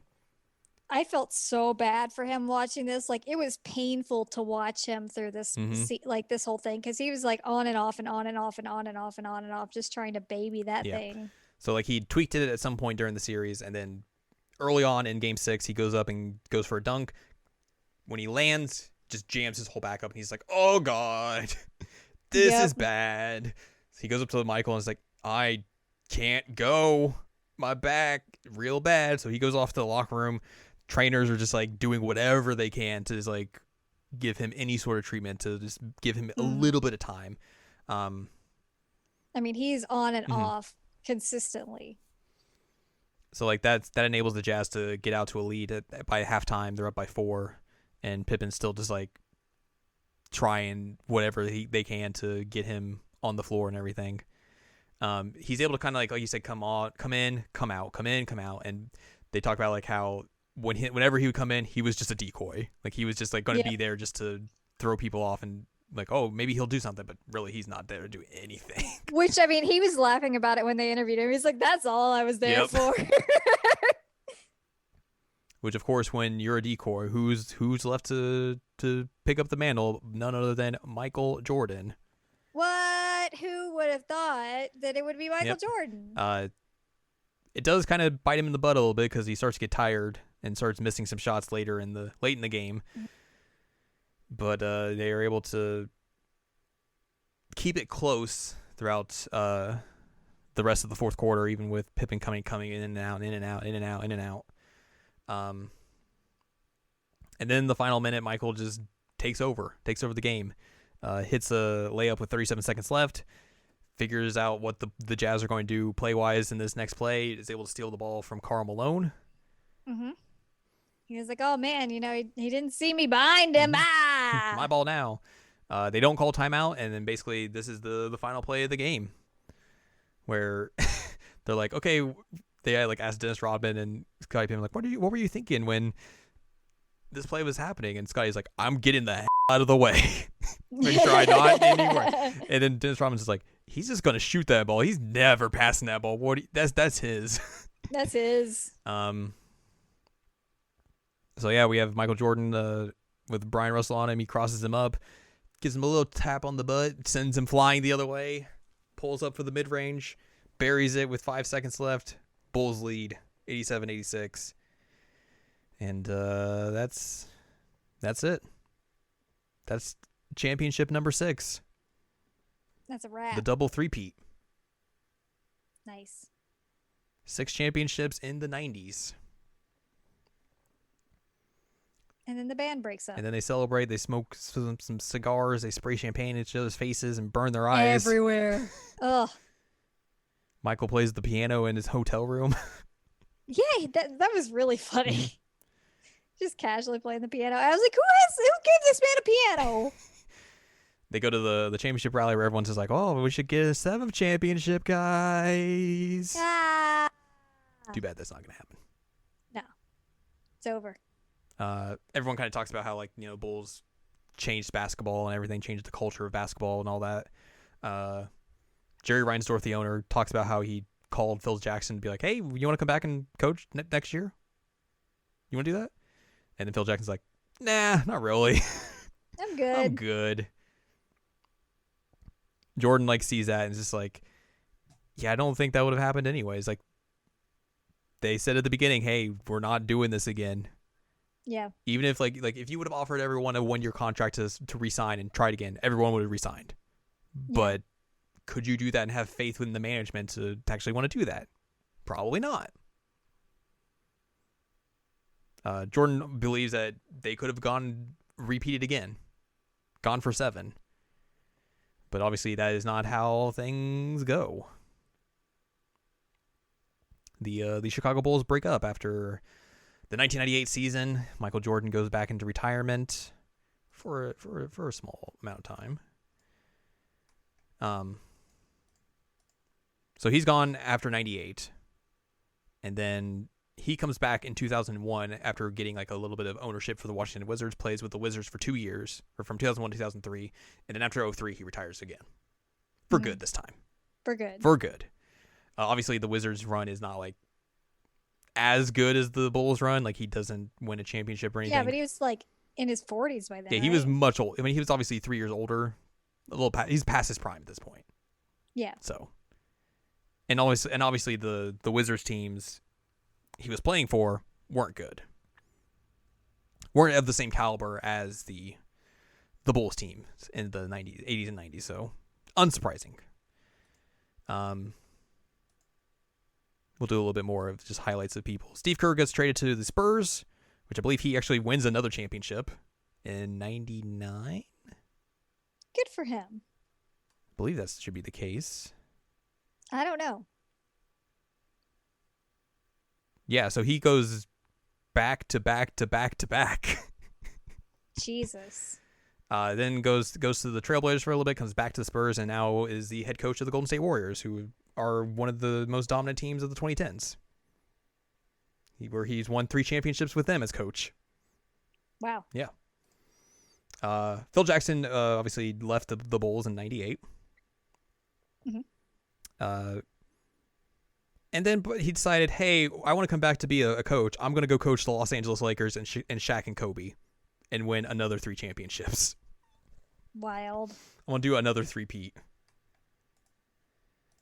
Which, again, is another parallel to me being sad because that 2000s Lakers team, which was just dominant, went up against the Pacers in the NBA Finals in 2000. Oh, no. And it did not go well. Oh, no. Did not go well. So, yeah, he won 3 championships from 2000, 2001, 2002, and then won the 09-10 championship with the Lakers as well, and that was his last championship. So he's an 11-time NBA champion as a coach. Wow. That's a lot of championships. That's a lot. And then Scotty got traded to the Trailblazers, which became a prominent team in the Western Conference after he got traded there. But they also ran into the Lakers, who just dominated them. Mm-hmm. So he was not able to replicate his success he had with the Bulls. Went back to the Bulls in 03-04, basically just to retire as a Bull. All that sort of stuff. Whoop. A lot of clicking here. And then Rodman had a pit stop with the Lakers in 99, joined up with the Mavericks in 2000, and then went and played in some not NBA teams for the rest of his career until 06. And then eventually became friends with a dictator. Yeah. Yeah. And then did a bunch of just like weird celebrity shows as well. Yeah, I forgot about that. Very prominent in those. Yes. So yeah, that's the story of the Chicago Bulls from 97, 98, and before that as well. The team of the 90s. Yeah. A very prominent sports dynasty. I mean, even I knew about them. You did. With your lack of knowledge of sports. Yeah, I mean, I guess it's kind of dropping the pretense here, but yeah, I had no clue what was going on 90% of the time. That's why I was there. Like, hello. I was like, Jared, what's happening? Let me tell you about basketball. But yeah, I was like, I know Pippen, I know that name. Mm-hmm. I know Rodman because everybody knew Rodman. I was like, other than that, I got nothing. I know Jordan. I knew who Shaq was because of Shaq Fu, and there were 3 things that we came up with that I knew Shaq from. Shaq Fu, one of his movies, and the Eric Carter song. Yeah, How I Beat Shaq, and then what was the movie called? Was it Kazam? Kazam, yes. Anyway, those are that's my basketball knowledge. Mm-hmm. And Space Jam. Yeah. Don't forget Space Jam. Anything after the 90s, complete unknown.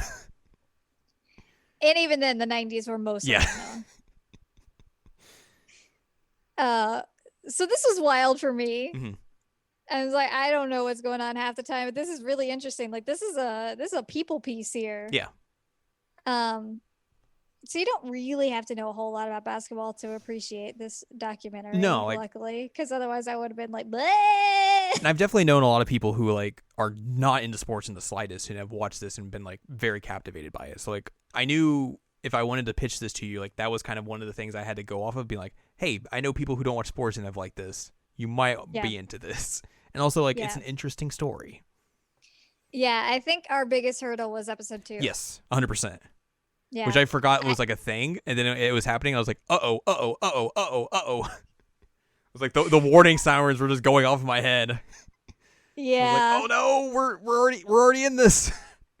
Yep. I went on the Does the Dog Die site and edited the page for this to let people know that is the thing that happens in this show. Mm-hmm. So there is that. But yeah, episode 2 almost killed it for us. Mm-hmm. But we got through it. We did. And I learned that Michael Jordan is extremely petty. He really is. It's hilarious. He's so petty. I think also as well, like one of the things that helped was I sent you that like compilation of him just like talking about taking it personally. It was hilarious. Like we've been making that joke way before we even watched this documentary of like taking it personally because of that compilation you sent me. Yeah. Max took it personally. He did. That's why he has no hair now. No hair. But yeah, that document is really great. Yeah, it was good. And it's very in depth and thorough and everything. But like, yeah, it's a lot of fun. I highly enjoyed it, even just watching it the second time with you. So it is it's really good. And also like as someone who's just lived through all that, like it brought back a lot of memories and everything of just like that time period and everything, and being a kid in that and seeing the Bulls just rip your heart out year after year after year. I mean, I technically lived through that time period, but you weren't in that culture. I would say there's no technically about it. I was alive during that time period. But I wasn't in the know of all of this. I was more on the periphery. I knew periphery stuff, but mainly I was just like, I'm into reading and video games, and that's about it. Yeah.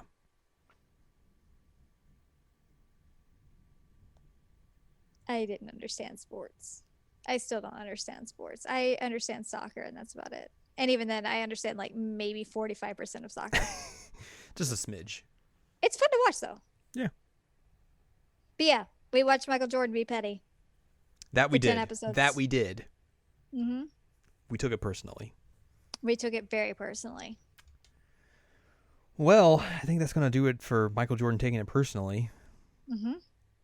So, If you'd like more from us, go to seasonalanemecheckup.com or sac.cool is where you can find past episodes of this podcast and other podcasts like Seasonal Anime Checkup and Jared Now Watch. You can watch all the other 199 episodes or listen to the other episodes that we did. That you can. We're at 200 now, you guys. 200. Wild and so many. You also find columns and reviews on the site as well. If you would like more from Anne Ladyem, go to anneladyem.com. She's got columns and reviews. You can follow us on Twitter, twitter.com/anime checkup. You can buy our book, One Shiny Moment, a critical analysis of Love Life Sunshine, on amazon.com.